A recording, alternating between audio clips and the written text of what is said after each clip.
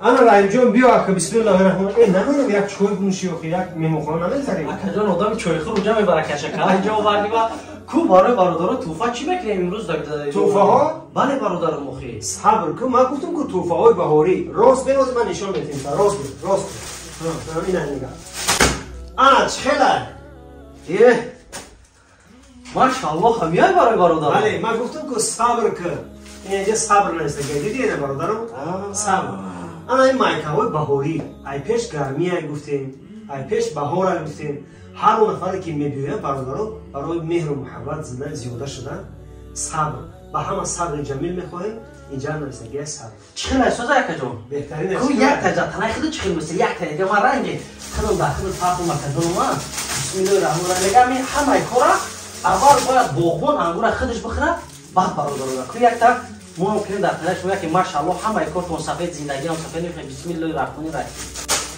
ای ماشاءالله انا اکا بلو جان عجایبات چیده یا بهترین خوشبو داریم که در اختر اینا نگاه کنه صبر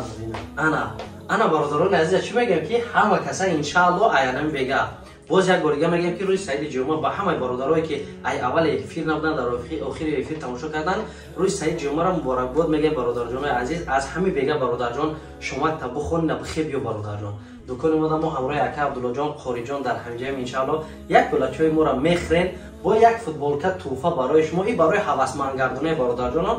بله مردم مسلمان ما اما برادر جان بدونه که یک بوده دائمی کسی که خانم اومد اکا عبدالله جان ها میگه که بچه‌ها دست خالی رایش نکنه یگان چیزی ته برای همه این لباسکو را در شما میدیم که هر گاهی که در خانه میره برادر جان میپوشی نگاه میکنه میگه های ماشاءالله میگه همون پیش اکا عبدالله جان رفتم پیش رنگ جان رفتم 4 تا صحبت کردیم با یک چیز توفه هر گاهی که امیر ببینه ما را در یاد میاری برادر جان در حقمون یک دعای نگ میکنیم برادر جان ها اکا جان بله یادآوری از ما از خاطرات از ما برای مهر محبت زیاده شدن صبر فوتبالکایی که الحمدلله باهاش رسیده گرمی برای برادرمون بهترین چیز هست اگر گرچنده که مثال گپ بهترین ها نیست لیکن از دل از قلب برآوردگی این چیزا برای هر اون نفری که میبینم مهمان میشود از قلب برآورده تحفه میدیم بله من یک چیز بگم در برادرها که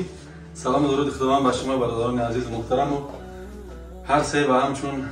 دیگر افرادم در کارخانه هستن ان شاء الله که من و شما هستیم بگیم انتظار این برادرها بیان سر یک پیاله چای و تنها همین گفتن هستیم که فرمودن پیامبر اکرم صلی الله علیه و سلم که شما هدیه کنید تا که محبت در بین شما زیاده شود ما ان شاء الله در همینجا این برادرها بیاین ان شاء الله در خدمت شماییم قاری جان خوش آمدید رنگ جان باز قاری جان لشما صفحه منظره اولی اون یک رنگ نیست او دورتر به یک جمع باید دورتر رنگ اکا آفا چپا کنه که نه یک اینا ای ماشاءالله اکا این تیونسینی هم خوشو بوده یا عجایب بود انا اکی با یک تایگه ما داخل برای برادرو که سیرتو شبینه همون است که اومده دیگه نگم که همون سویت شما رفتی همون سویت که مکمل انشاءالله انا اکا جان نوبت ما بود بهترین شما انا برادرم ماشاءالله هیچ با عجایبات بوده این ما استوره داره بو برادرم از همه خوش بخی نه بینم برادرم اینا مسلمانی نه ماشاءالله یعنی انا برادران را میگم که یک سویت داریم زیاده از 4-5 نمود سویت های برادران عزیز همه نمودش هست انشاءالله فقط شما بین برادر جان تماشا که سیاه سفید چرنیت کبود کدامش که مفته برادر جان انشاءالله همون شما میگیری اوینه کمنتا سای میپشی رزمت تا میره فقط در حق اون بنده دعا میکنی اینا میگم توفات بکنم ماشاءالله میشوه اگر توفا نکنیم بیام برادر ما دیگه فوتبالکا داره کو این برای خیلی توفه همین کامید کدام نمیشم میخوری اول بی برادر دا این شویدی بتیم همین برادر کدامید که ما دید در طرف فوتبالکا نمیشه با دوکی ندادیم نه کدام نمیشه توفه همیش شد برادر اما خودم بچه سیاه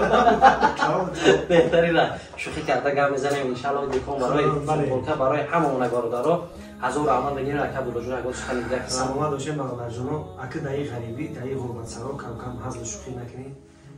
گفتی همون گفت که میکفی برای خاطر در رفت برنامه و بعضا شوخی میکنین اینم به خاطر بردگی شما بیاین الحمدلله نمی دکان من هر نفری که میبیه میگم این هم یکی از گوشه های تاجیکستان هست هر کسی که میبیه فقط بله لهجه تاجیکی بله لفظ تاجیکی حرف میزنن برادرای محمد تاجیک زبان مسلمان هستند بله برادران خدا نگهبانتان تا برنامه آینده. سلامت باشید. بارک الله فیکم.